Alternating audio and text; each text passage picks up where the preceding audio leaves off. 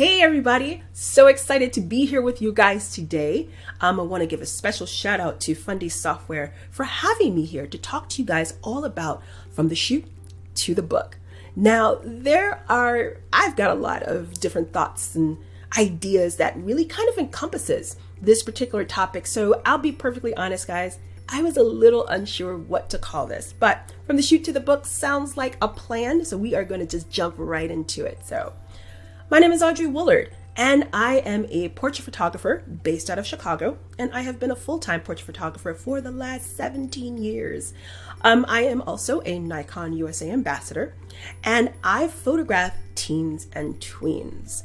I didn't start off that way though. I actually started off as a child and baby photographer, and as my clients grew and my own family grew, I just started to shift my business model to that teenager senior genre. It was just a perfect, segue, both for me as a entrepreneur and business owner, but it really kind of solidified something that I'm about big time, which is longevity and keeping your client base. So we'll get into that a little later, but just some places you can find me, katcteens.com.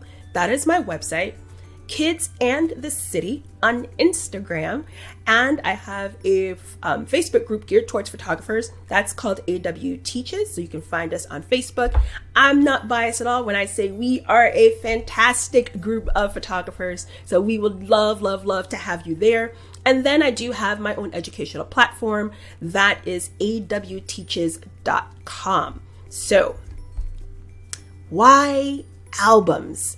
Oh man, I think I really tried to think of some, just to narrow down why albums, because so much of my business is centered around albums. Everything from how I think in terms of the shoot, and then the experience, and then delivering the product. And the client retention. I can just break all of this down into, bite-sized keynotes of all of it. But albums, they are the epitome of what my studio is about. So first and foremost, albums and my brand. And I'm gonna just take off running here just because I swear I can go on for hours on this, but they showcase how versatile I am as a photographer. Now, here's what I mean by that.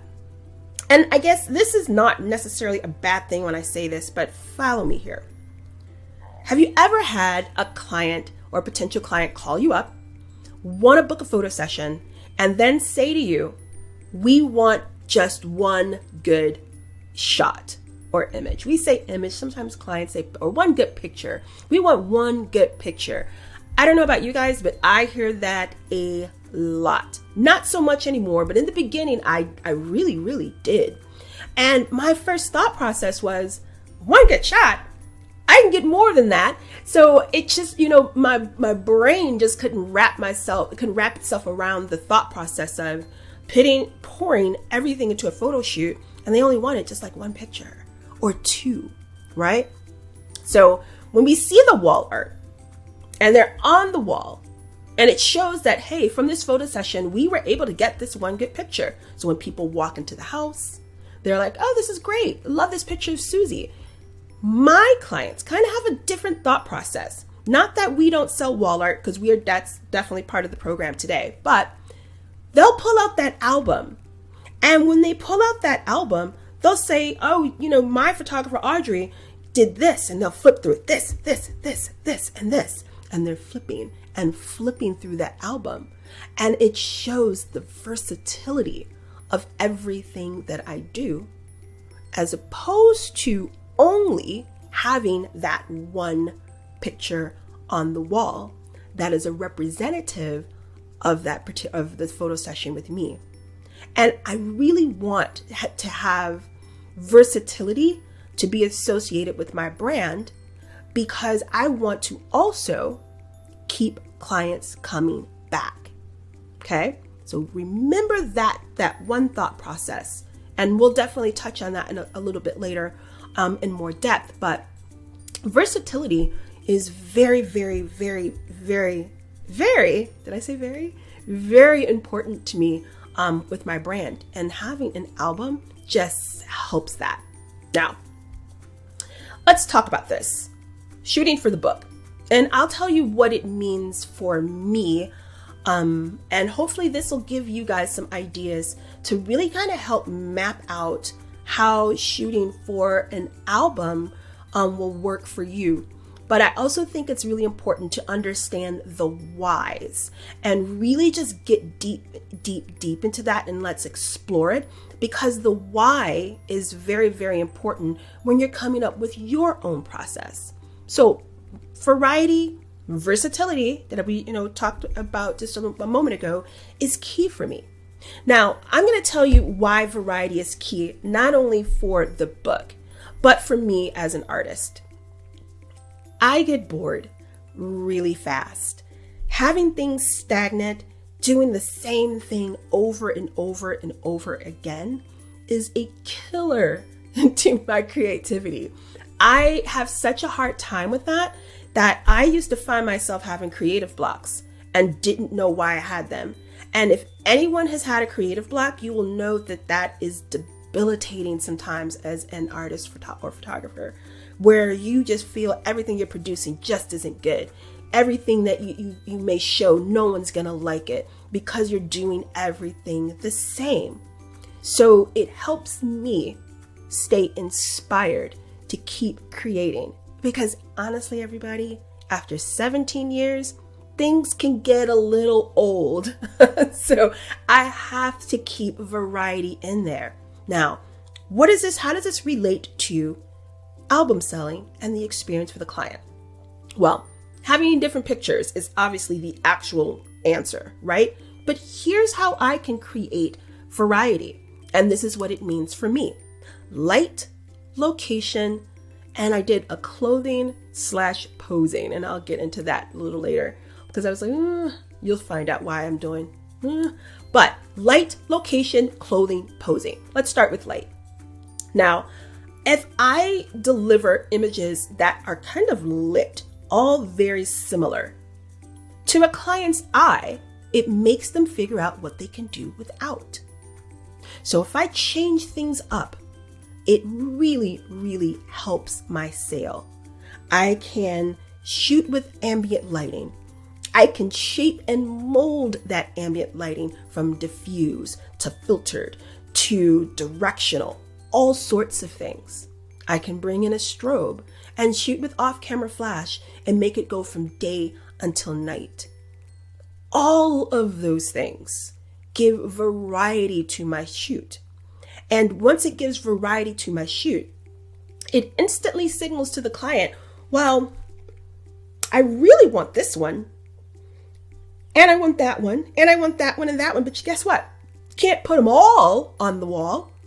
So it makes an album very inviting. Now, let's move to location. I'm very picky on my locations, guys. I mean, when I probably in my entire career of 17 years can count on one hand when I let a client dictate a location. I have to have kind of control over that, but here's why. Because again, wanting that versatility and variety and just lots of different looks, I have to strategically pick locations that can give me all of those different looks. Meaning, I can walk some feet away and be at a beach. I can walk a few feet away and be in a forest. I can walk to the edge of a block, turn the corner, and I'm in the city. I also can, give a look of, a fake city and have lots of the lighting behind my subject, and it'll give that look of being in a big downtown city, similar to the picture right here that's on the screen. It gives that look or that illusion. But if I didn't strategically pick these different locations, guess what? I won't have it. So I really, really take control over that aspect. Now, I totally understand that every photographer will not have the luxury of really dictating, those different locations. And, you got some clients who'll say, no, I want to have it here for whatever reason that is, right? Whatever the reason is, the client is going to say, I need to have that photo session in this particular spot. And they are the client. You got to listen to that, right?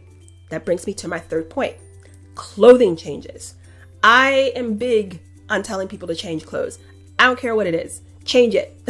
Like literally, change it. Even if it's just a shirt, change it. Change the shirt. Even if it's just throwing on a hat, put the hat on. Even if it's putting on a jacket and a hat, guess what? That's an entirely different look. Bring different changes of clothes. It brings variety in there. And sometimes, yes, it can be kind of tiresome to keep telling people to change. But don't think of it where we have to do full-on fashion shows and change outfits. Well, I mean, that would be really, really nice. And sometimes when I have clients to do that, it is really nice. But adding just one or two things changes a look. So if you don't have the luxury of changing locations, change the clothes. It's even great if you can do all three. And that's what I do.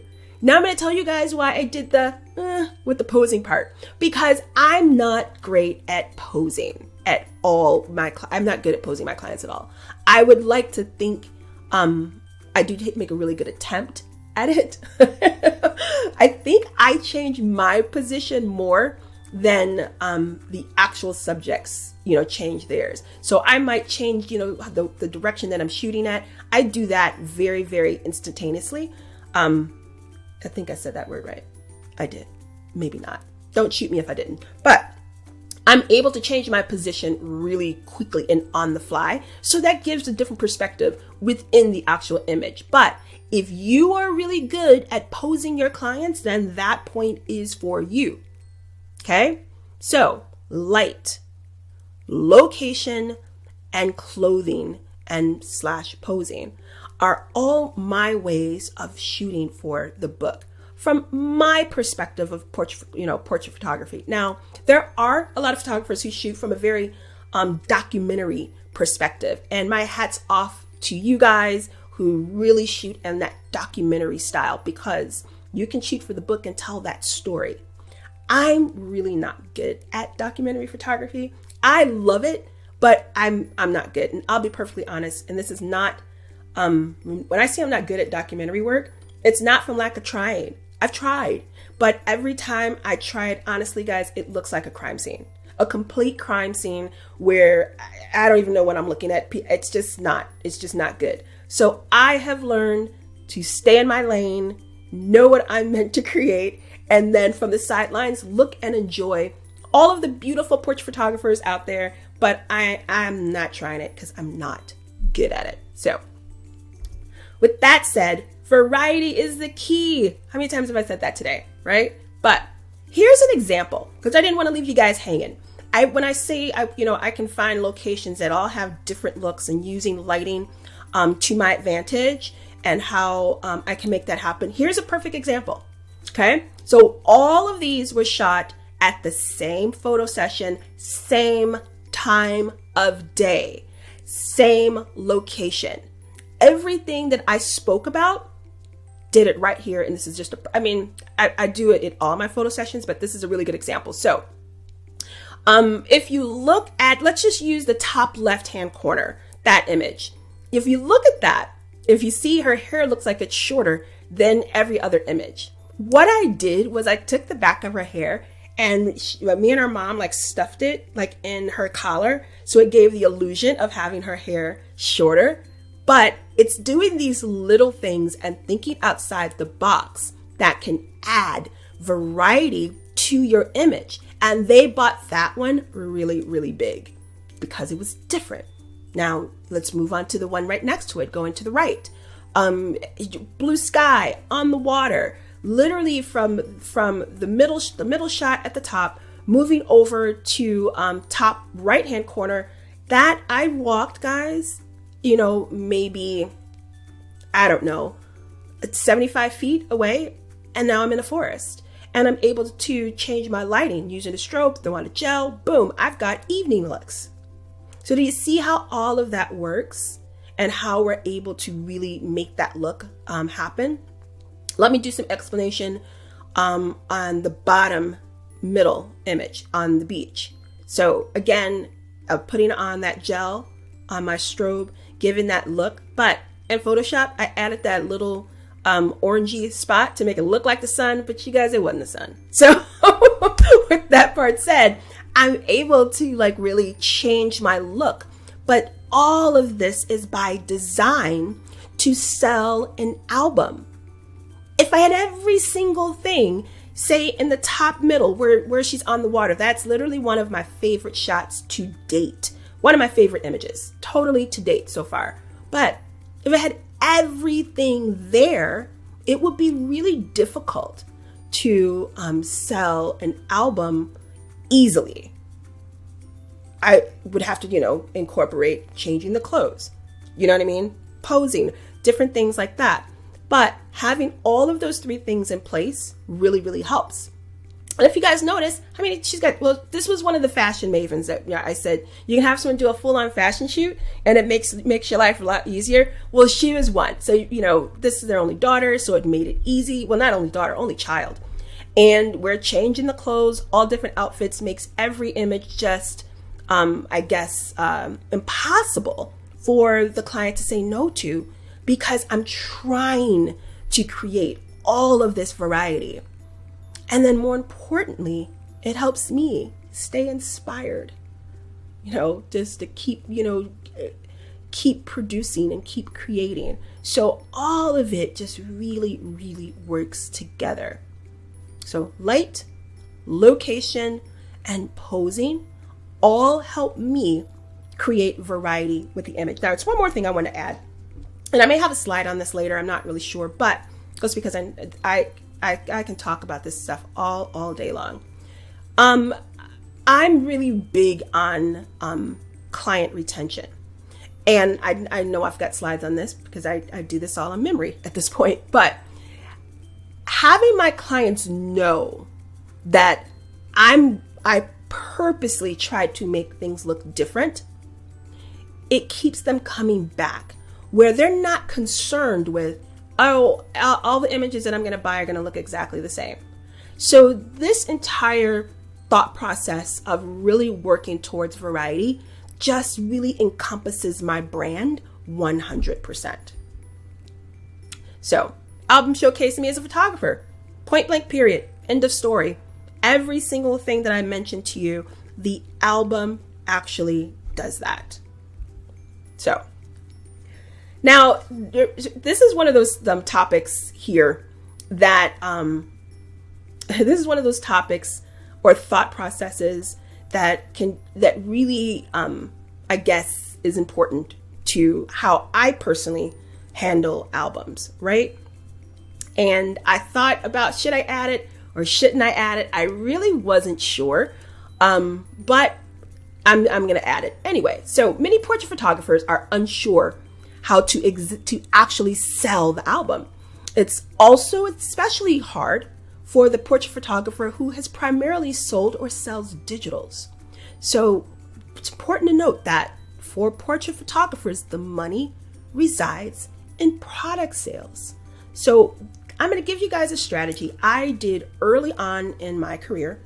I don't do it anymore, and that's basically because now my brand is solidified and it's out there. Everyone knows I offer an album. They totally know it, so I don't have to do this. But the thought process when I did this in the beginning, excuse me, was getting an album in every portrait client's hands. This was my thought process, okay? So, and now I see my step one is covered, but I'm going to give you all of these steps here. And it's also important to note, I don't know if it's important to note or not, but I'm going to note it anyway. I actually sell all online. I have been selling online before selling online was a thing due to the pandemic. I've been doing it since 2006. I started selling with IPS, And then I started to really, psychologically study what my clients did. Like I was really trying to make note and I wanted to figure out a way I can pivot. And when I figured out a way to pivot that I was still making thousands of dollars each photo session at each sale, I'm like, you know what? I could take a lot of these principles and relay them into an online fashion, right? So I actually coined this phrase. I call it the IPS way of online sales. And I came up with that when people started to ask me to speak on online sales. Like I said, I can do a whole keynote on that. And I have, but yeah, so I came up with the term, the IPS way of selling online. And like I said, I've been doing it for years before there was a Zoom. So here are my steps. And I'm going to try to talk through this slowly because it can definitely get confusing. So step 1, price the album high. And I think it's covered by my picture, but price the album high. I want everybody to write these things down. Price it high. Now, in terms of pricing, I am always hesitant to give dollar amounts because what I can charge in Chicago is not the same as maybe someone in a small town in Alabama.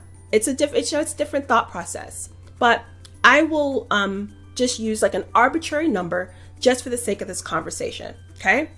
And if none of this makes sense, type it in the chat box. I'm going to be there listening and watching with you guys and then going from there. So price the album, say $1,000. Okay. Step 2, take 50% off the price of the album when they order a certain amount of prints. So if we've got $1,000 album, you tell your client, say, hey, if you purchase this album at $1,000, I'll give it to you for half off if you buy $500 worth of prints. What that means is you're still going to get your $1,000, but $500 of that will go to the purchase of prints, and then they feel that they're getting the album for $500. So let me say that again, because it's always confusing when I say it in a webinar versus in person. You got your album price at $1,000. The client says, oh, I love everything. I must have it all, Audrey. How can I get it? How can I get all of these images? Because if I purchase them, single, if you buy an album and you show a gallery of say 40 images and they bought all 40 images, that's a lot of money.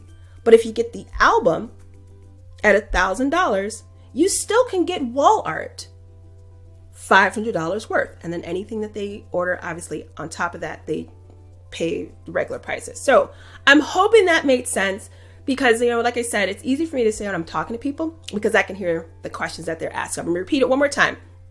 You got your $1,000 album. Client says they want it. You want to sell wall art as well. And you say, hey, take this album for $1,000. You can get it for $500 if you bought $500 worth of prints. They're still spending $1,000. Now, step 3, and this was my way of getting the album in everyone's hands, right? You design your album. However you're going to design your album, they get that album. Album sits on their coffee table or wherever they're going to put the album, right? But I tell them if they purchase the album, they'll also get a set of 5x7s of every image in the gallery. Order those 5x7s or 4x6s, whatever size. I used to do 5x7s. Order them as proofs from your lab because they're cheaper. Depending on what lab you use, we're like 50 cents, 50-ish cents, 45-ish cents, 57 cents. I can't, I'm Miller's. So, order them as proofs. Encourage them to say, hey, send some of these to grandma, aunt, cousins, your best friend, the neighbor around the street. It gives them a set of prints that they can pass out to family and friends. Going back to step 2, and that, half off part, that's where they're going to get their wall art. That's when they're going to determine what goes on the wall. But if I say, hey, if you buy this album, I'm I'm going to give you a stack of these 5x7s. And you can pass those off to whoever you want to pass them off to. It's kind of the same thought process of selling digitals and getting them all, right? And I tell people who want to move out of the digital space into selling products that this is a really good way of helping clients get over that thought process of, I gotta have all of them in some way, shape, or form. So order them as proofs is always a really good way for telling people how to move towards the product end of it.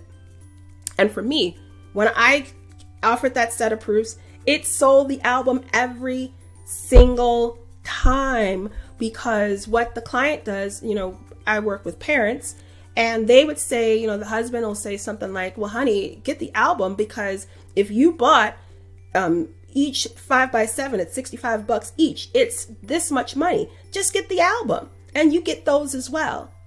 And it really sold it. So that was actually step 4. Include those proofs with the sell of the album. So that was my, thought process of selling the album, or getting it in everyone's hands, is by making it look, more lucrative. And in the beginning, I want to say I started off selling albums. I think I was in like the $500-$600 mark. And so now I'm at $2,800. That's my price. But you make your own price and make sure that it's a profitable price. But if you order those set of 5x7s as proofs, your cost of goods is a lot lower than if you ordered 5x7s individually from the lab. So always remember, order them as proofs, because it looks exactly the same. And then step 5, present the product. I promise you it will sell itself. So I used to put the proofs in like a little vellum envelopes, stick it in the box with the album, give it to the client. They were so happy. And even, they would take one of those prints, maybe put them on a little frame in the office. I have clients that put, some of the little ones, the 5x7s, they'll have them like in the kitchen in little frames. I mean, like I said, the thought process of including the proofs in there, it just helps get that album in everyone's hands. And then what I started to learn was that people wanted the album now anyway. So it was almost like I used the proofs like a marketing thought process, if that makes any sense. Maybe not. I'm going to take it. So hopefully that made sense. If not, let me know. I will be more than happy to go over that again with you guys. So, do I sell wall art? That's a question I get a lot, actually, when I speak. Because the minute that I say, oh yeah, I sell online, but my method of selling online is a lot different than you think. But I do sell wall art, a lot of it.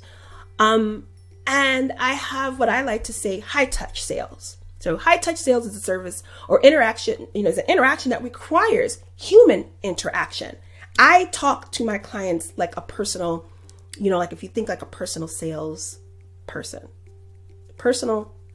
think going to like a store. So this is how it was when I used to shop a lot at Nordstrom's. I used to go into Nordstrom's and I used to know exactly what I want. I used to do it in between photo sessions. Go in there to get an extra pair of jeans or whatnot. And someone would come to me, this one sales lady, and she would always ask me, hey, can I help you with this? And I was so laser focused on what I was doing that I didn't want to be bothered, right? So she noticed this because I would come in around the same time. And that's when she was working. So she finally got me to open up a little bit. I don't know how she do it because I am a hard sale. When I get in the zone, it's like, leave me alone. She got me to open up. And then as I was telling her, I think it started with me saying, I don't want to try anything on. Because I knew what I wanted. Get it, go, take it. Let me pay for it. So when I told her what I did and why I didn't need to try this on, she used to tell me, oh, I can make your life easy. I'll take pictures of these different outfits that I think would work well, and I'll email them to you. Since you don't need to try anything on, let me help make your life easier.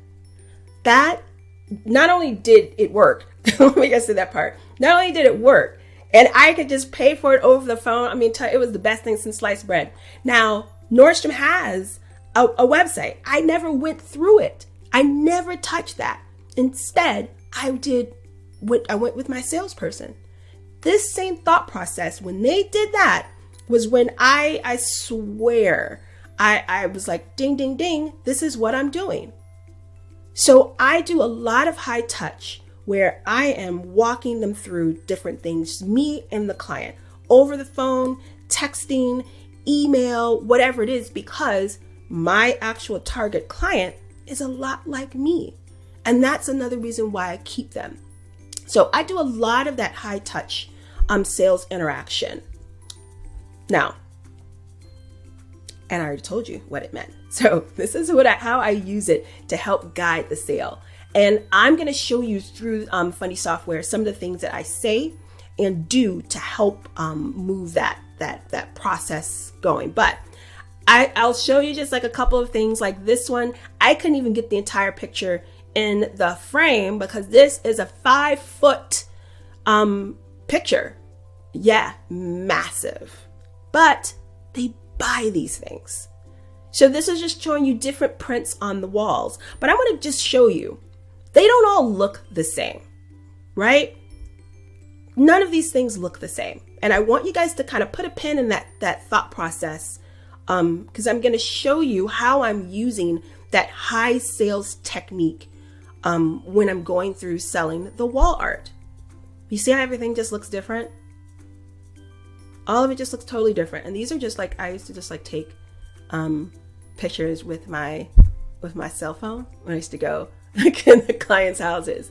So just again, giving you that thought process, and I'm going to show you exactly how I'm selling the wall art and things, more importantly, the why and the intent and the things that I'm saying, utilizing those high touch sales techniques. So I'm going to see you guys in Fundy software. Okay, so let's talk about what I meant by high touch sales. So with, again, and how I use it rather, because I already told you what it was about. So the way I like to do it is when I get with the client and we are going over, what images they should put on the walls, I'm introducing it in a way that makes them feel like I'm only offering it to them. So like, case in point, let's use this one. Whoops, hang on a second. I'm trying to use my mouse and my wacom pen at the same time. So this is like one of my favorite pictures, and it was a client's favorite as well. So when I'm actually introducing the images that would go on their walls, I like to, tell them about a different product as if I'm only offering it to them. So then as I'm like sitting there and we're talking about, hey, we're going to get this one.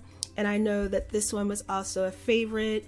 And then you guys also really, really liked, and I'm trying to remember by memory because I want to use like the actual pictures and I can't find it. I think, there we go. And this one, where I'm really able to do it in like real time. But I'll say something like, you really need to get the hero, because I call them hero shots, and the hero shots that's the one that everybody loves. So like, you got to put the hero in the middle, and then you really need to put this in her room as a metal print. That would accent everything perfectly.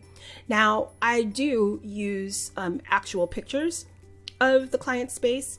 So either I would take it, or if I'm at a different location, I'll have them, snap a picture and send it to me. The only reason I'm not using their pictures in this webinar is because I don't have their permission to do so. So I don't want to like put their bedrooms on a webinar and for all the world to see. So I'm just using one of the images here that are offered right here in Fundy software. So I will definitely like describe, said, hey, this would be perfect in a framed canvas, and we'll make sure that that frame matches the white furniture. So if we did a white frame and then we accented it with these two images here.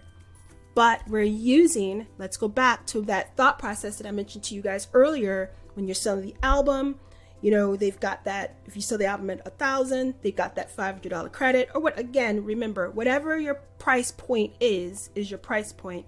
Then we say, all right, let's go ahead and spend some of that money that you guys have left.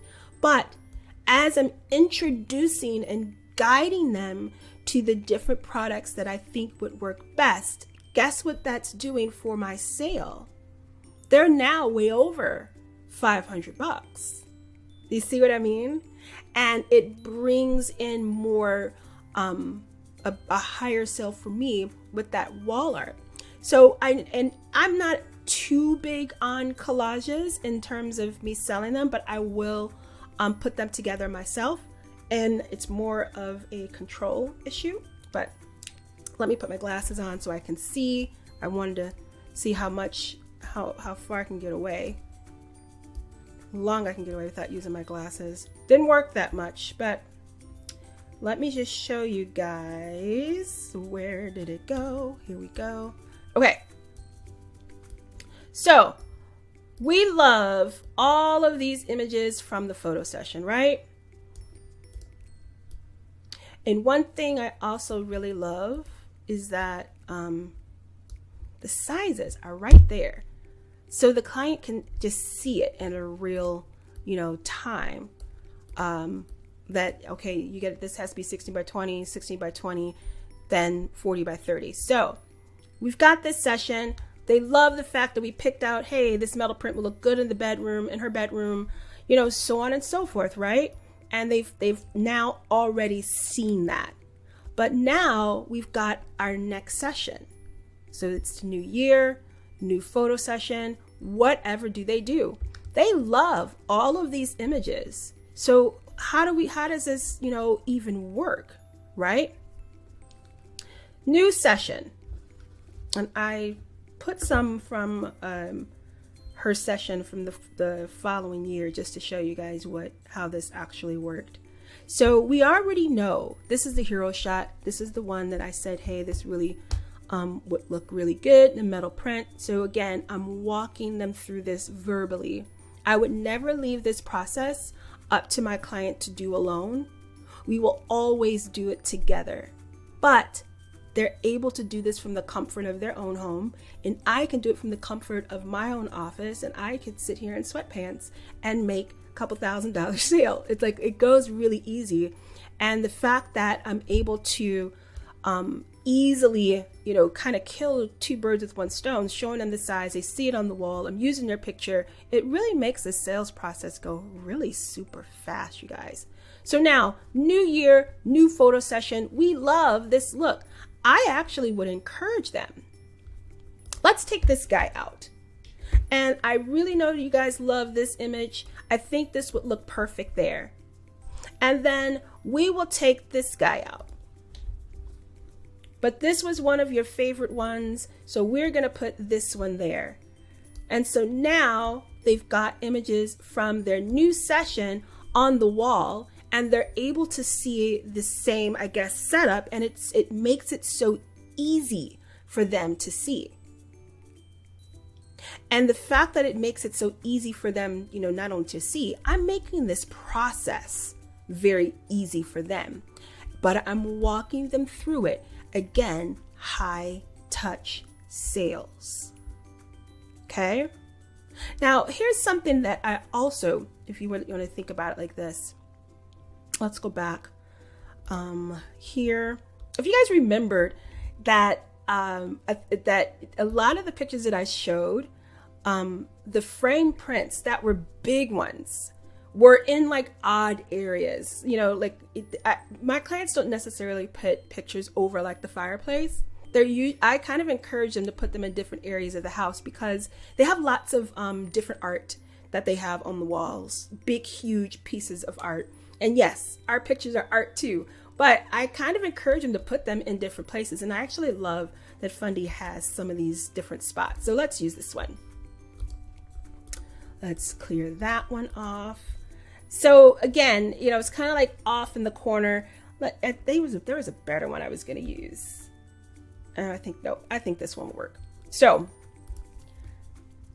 some of the pictures that my client will take off of like the wall, like when in that little grouping, I will encourage them, put it down here. Like I'll have places already that I know they should move them to. And when you think of that whole high touch sales process, that's how you have to think, because you don't want them saying, all right, I'm going to get this print, this print, and this print. But then when it comes to the following year, they really don't know what to do with it. So I'm always encouraging them to take a print down, move a print down here. This one, actually, I shouldn't have used this one. I have a different reason for showing you that. But I took this guy out, right? Move it down here. And then encourage them. This is encouraging them to move them in different areas of the house. Okay. Now, the reason I wanted to show you guys this one is because this was one I can actually really remember, because they wanted to get this like at a 16 by 20. And do you see how small that looks? It's really like small, and they couldn't wrap their brain around getting this any bigger. By having this tool where they're able to see the size of it, it really sold itself, and I was able to easily upsell, like instantly on the spot. So having all of those things in place really worked. But again, going back to that high touch sale, putting just that one print here looks a little lonely. Doesn't it look lonely? So because it starts to look lonely, now you can start upselling. Tongue twister. You can really start to upsell and move in different prints and letting them know exactly how this will work in real time. Oops. I really should not. I'm so used to using my my Wacom pen, guys. So when I start using the regular mouse, I get like all flustered. But you can see this all in real time and able to show. I'm like, I really think you should put something else up there. You know what I mean? So all of this actually works in my favor. So here, let's get this part off. And then I want to show you guys, let's go back to the bedroom. Where's my bedroom picture? Because here we go. That's where a lot of my images go that my clients put up. And I also think too, a really good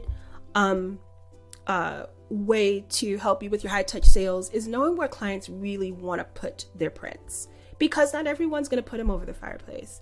And that, sometimes also, I guess, is the tradition, I guess, if you will, where people think that that's where you want to put it. So because they want to show everyone who comes to the house wants to see it. Well, learning who your target client is and how they think will really also help you sell more wall art. And I learned early on that a lot of my clients, they just don't do that. They'll have like a painting downstairs that everyone sees, but I'm going to show them exactly how to enjoy their framed prints. Or, I don't do too many canvases these days. But yeah, so let's go back. Let's put this one up. And I do, because I know I'm a portrait photographer, but I want to say I sell lots of horizontal images. Where'd that picture go? Where did that picture go? And I can't find it. I wanted to show you exactly how we laid this out. I don't know where I moved this to, but I'm going to use this one. This is not the actual image, but it's kind of like it. So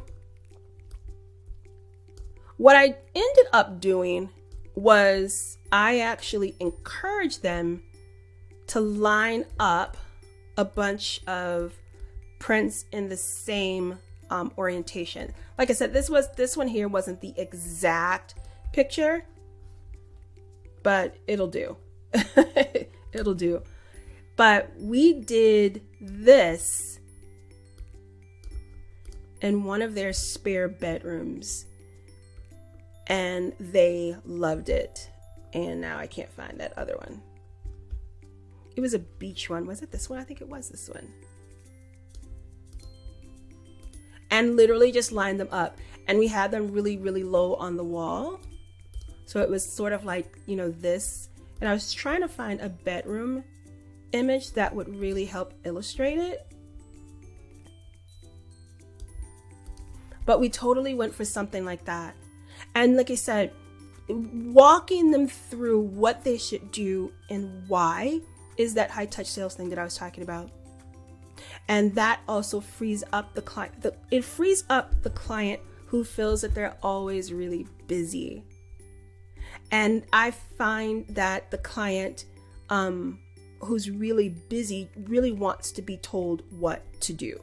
So that is my philosophy of doing those high touch sales and walking them through, not leaving anything up to them, because if you did, you know, let's just delete that. Sometimes they'll say, oh, I love this one and I want it as a 20 by 24. And a 20 by 24 image is not small by any means, but now look how small it looks. So being able to kind of like visually show them how it looks. They'll say, hey, I want this in 20 by 24. Usually I'll say something like, okay, here you go.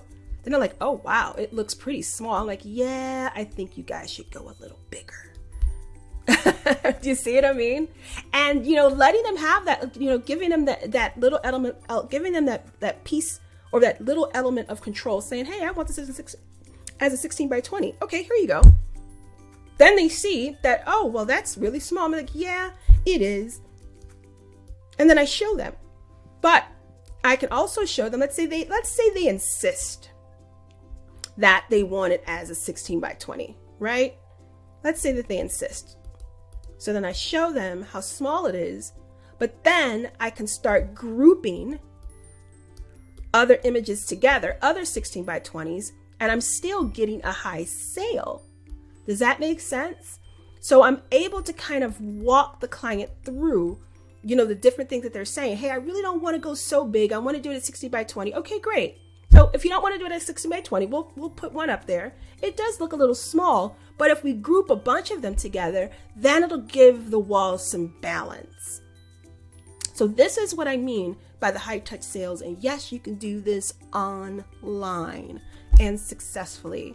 So this gives you kind of like a little backdoor bird's eye view of how I utilize showing them what the prints would look like on the wall, going through the process of, you know, introducing certain products, like, you know, again, using the example of, I think this metal print would work really well, but no one can go to my website, or I don't have a price list out there that shows that. It's almost like I'm bringing a secret ingredient from the back and saying, I want to give this just for you. It adds to the experience. It makes them feel good and special. And all of that is what I mean by the high touch sales. So this is going from shoot to the book, but the book also can include the wall art, as I mentioned to you guys on, you know, the ways that I incorporate and help sell that album every time. So do a quick recap. Number one, variety. The way that I bring variety for myself: light, location, posing. Second, having all of that variety, now we're bringing into the album. The one easy way for me to get that album in everyone's hands is understanding that process of giving them a set of 5x7s that you order as proofs. That takes out that need of clients, thinking that they need to have everything that you captured. Okay. Thirdly, utilizing high touch sales. If you go back to that method that I mentioned about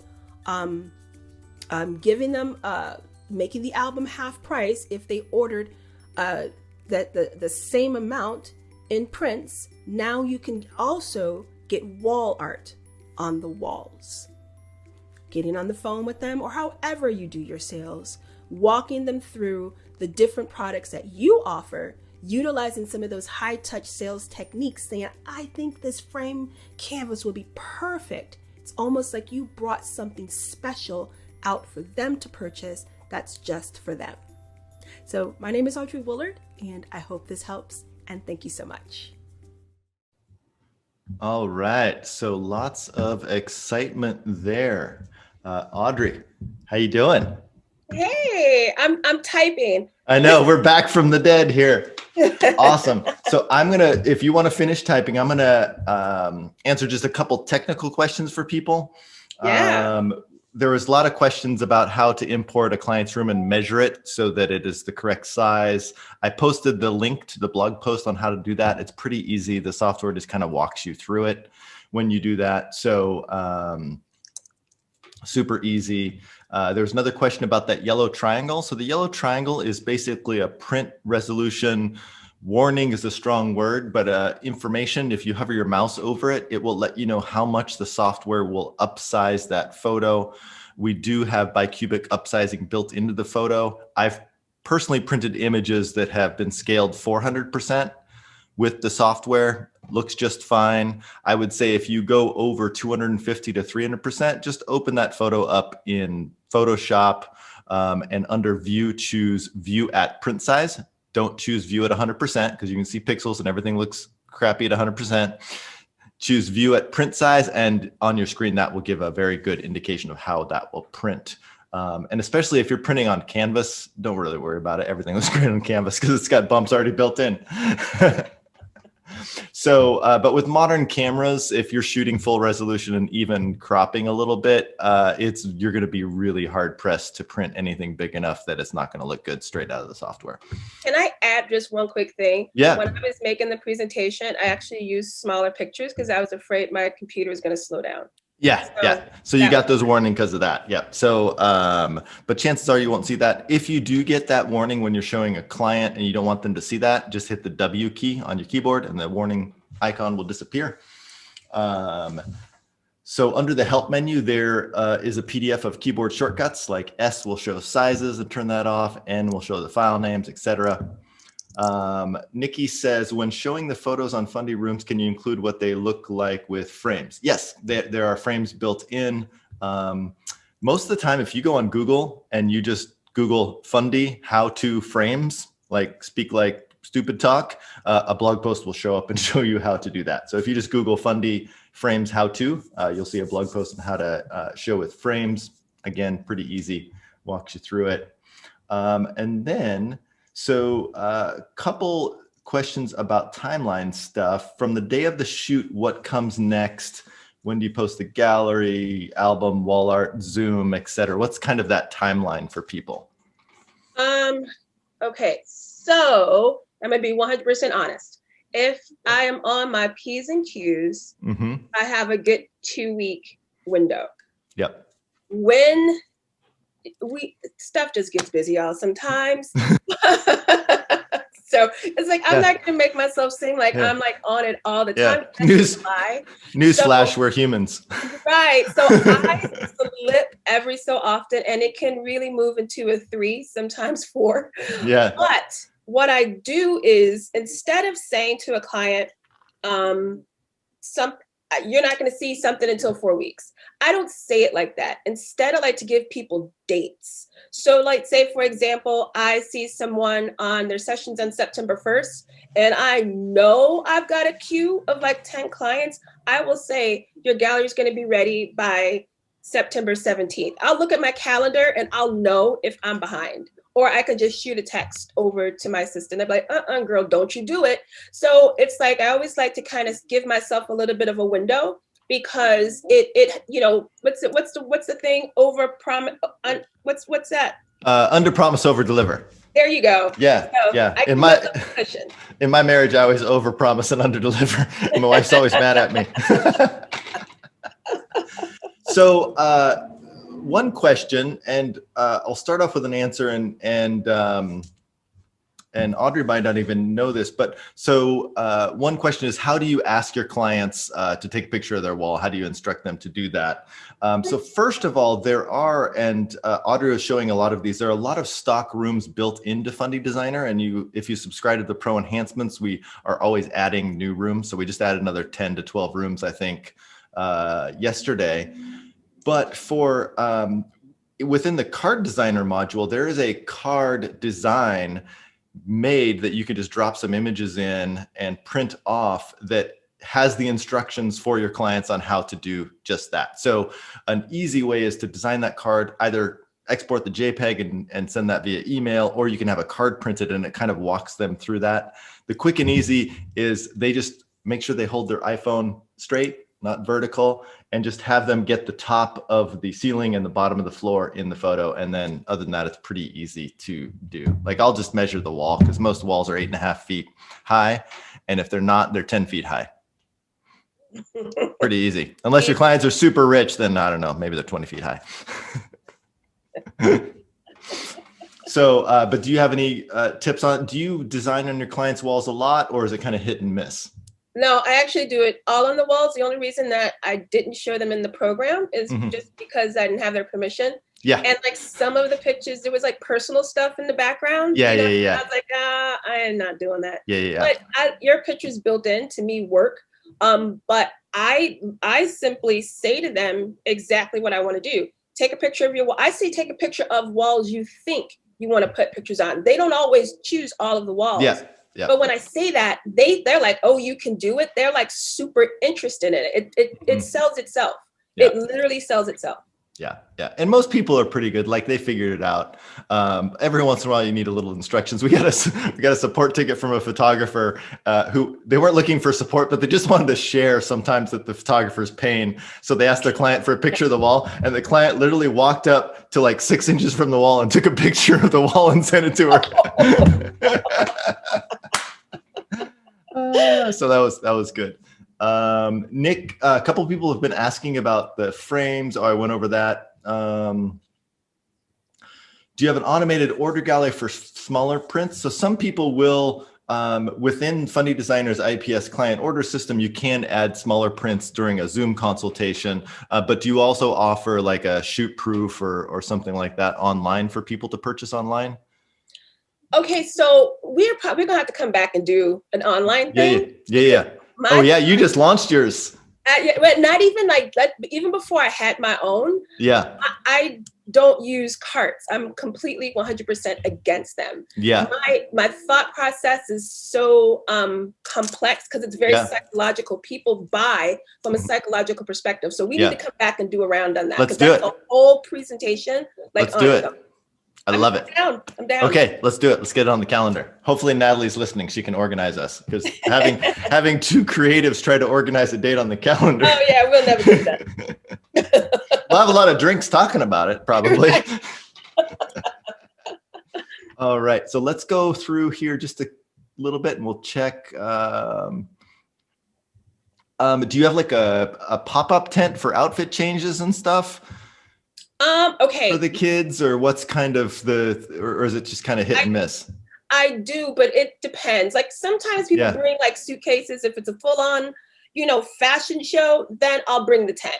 And the way I get my cue, they'll say, how many outfits should I bring? Or they'll start texting me like 10 outfits. I'm like, okay, good Lord, let me bring the tent. But if not, they sometimes just change in the car. Yeah. If it's somebody that's really basic, they're not changing anything like revealing. Do you know what I mean? So they'll just jump in the car or go into, because I've got some relationships with some of the restaurants around Chicago, and they'll easily, like Potbellies, they're like, hey girl, and we'll just change. Audrey's got keys. She's got keys to the office and the storeroom. She's got it all. Yeah. Kaylee asked an important question. Can we use the Fundy room proofs for our marketing? And yes, we encourage that. So one of the things I talk about photographers is, design just some wow rooms, export those previews and get those on your website, use those for your social media posts. pictures of your albums, all of that. We gotta show what we want to sell everywhere, right? Our website, social media, etc. Put them in your Instagram stories too. Yeah. I mean, that's such a good way to fill content and then help you sell. Instagram stories, 100%. Yeah. So really good point there. And then will this be recorded? Yes, this will be recorded. So it's live on Facebook right now in our group and our page, and you can go watch that. And then we'll be kind of posting a more cleaned up version on our YouTube channel.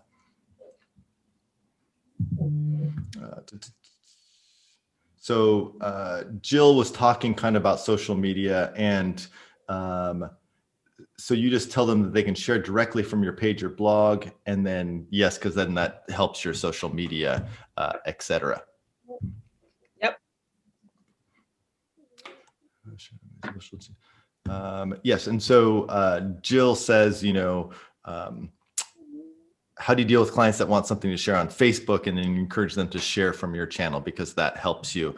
So one of the things, and I think it's very, very important for all types of businesses to be very in control of their what's out there on social media from them, and that kind of reputation, etc. So that I love the fact that you're having clients share from your social media instead of just giving them stuff to share, because then you're not in control. You're not in control. And if I can even add just two things, I don't share something on social media that hasn't been sold.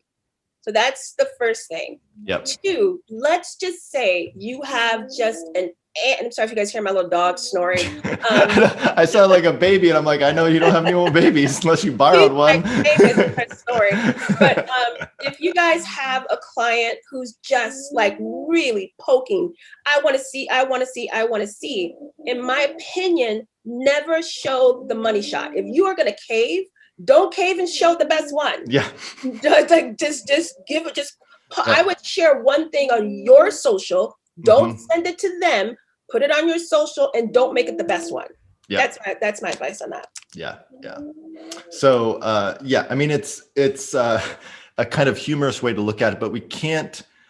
Basically, whatever you share, people aren't going to buy, right? Because that's going to be the height of their excitement from that image. It's like I had this friend that he was head over heels over this girl and whatever, and had her going to and the first date, he like blew it out. He got like a limo, all this stuff. I'm like, dude, you can't lead that strong with the first date. You got nowhere to go after that. Yeah. That's so true. I will never show my best shot, like ever, before a client has a chance to give me the sale. Never. Yeah. So true. So again, if you have questions about the software, we have a full-time support staff. You can just go on the website or from the help menu and ask them. They're great. We're rated like top 98% in the tech industry for response times and quality. For more questions, so is it okay if people, do you have a Facebook group where they can answer questions, or would you like them to do it in the Fundy group? What's best for you? Either or. So you can do the Fundy group, or you can jump over to my group, AW Teaches. Just tag me on either one, and I answer every question. I never let a question go unanswered. So if you tag me, I'm answering it 100%. Yeah. So AW Teaches in Facebook. So go hop in there, and you probably want to hop in there anywhere, both groups, because you're going to get a lot of knowledge about how Audrey does stuff, as well as kind of keep up with her speaking stuff. Are you going to do any speaking? I know Dub PPI is going on. I'm kind of freaked out. I don't know if I'm ready for Vegas yet. I am. I did find out I'm going to be at WPPI. So I have that. I swear to God, I don't even know what's on my schedule at this point. But Fundy's in my group too. So wherever you're at, if you tag both of us, like if you need something technical, you're there. Although if you tag me in something technical, chances are very slim. You won't get it. I'm not on Facebook, so that's why I have a support team. So if you really want the best answer, go to the support team for technical questions. But for like inspiration, or like how do I use the software to do XYZ, or I want to try to accomplish this, the Facebook group is great, because most of our ambassadors are in there and stuff. There you go. But thank you so much. You are so awesome. Let's all give a big round of thanks to Audrey. And thanks, everybody. Such thank great you. questions. I loved it. And if I, like you said, if I missed, I know that there were a couple questions on the album. Oh, there's, yeah, actually, I just saw this. Rocco asked about direct ordering of albums, guidance on pricing, margins. So you can order through a few vendors, or you can just export for print and order through them. Pricing is, we're a software company. If you do go to fundy.com/guides, I'll put this in here, fundy.com/guides. We have a bunch of guides, design guide, IPS guide, etc. The IPS studio setup guide, the studio setup guide has a pricing calculator for help. It's based on PPA's guidelines. So you want to do that. And we have, I think there's 150 album companies with all of their safe zones and guides and everything like that. So thank you, everybody. Y'all have a great day. And Audrey, you have a great day. And thank you. Hope you go get to see your son pretty soon overseas. Yes. Fingers crossed. All right. Thanks, everybody. Take care, guys. Bye. Bye.